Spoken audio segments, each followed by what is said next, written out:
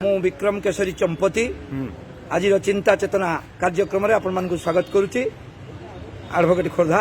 Under Odisha state bar council. आज आम कविता हूँ परिमल उपरे परिमल कौन मलमुक्त सहर घोषणा होती कौट लिखा मलमुक्त ग्राम पंचायत घोषणा होती। हाँ किंतु वास्तवता को मुझे नहीं आसुच्छी मु जाए सब रेलवे स्टेशन को चलिकी पथेक चले ये विषय में देखिली पोखरी हुड़ाटा पार हो गले घरटा हो पाख अधा बाट जा फेरी पारिनी कि कहि से दुख पिचिकारी मारी हगिची किए से हुड़ा तल जाए लंब सावलियाटे थोईची किए से लागे गड़ी साकी चेंब आराए किए से ढाली दे अच्छी दिशे अटकाली परी शाग खिया किए मांडिया खिया के अक्लेश्वर हुए बारी कोष्ठ कठिनिया तार झाड़ा सफा होनी कोष्ठ कठिनिया पारी पकई केते छोट छोट बड़ी ए नालशूला वाला उठुनी ए जाए मुह दे अच्छी मारी हाड़ किना किए फुटई देई जाई छाटी कि रंगे किए से हगी पकई लगुच चिकिटा माटी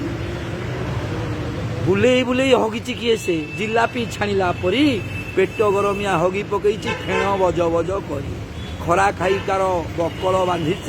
टिपे बहलर चोपा ये मांकड़ा पथर परी से दिशुची आखि खाई धोखा अणपरी किए निगाड़ी देइछि सते कि सोरिष बटा ये बद हजमिया छेरी पकई फाड़ डाली गोटा गोटा किछि हजम हेई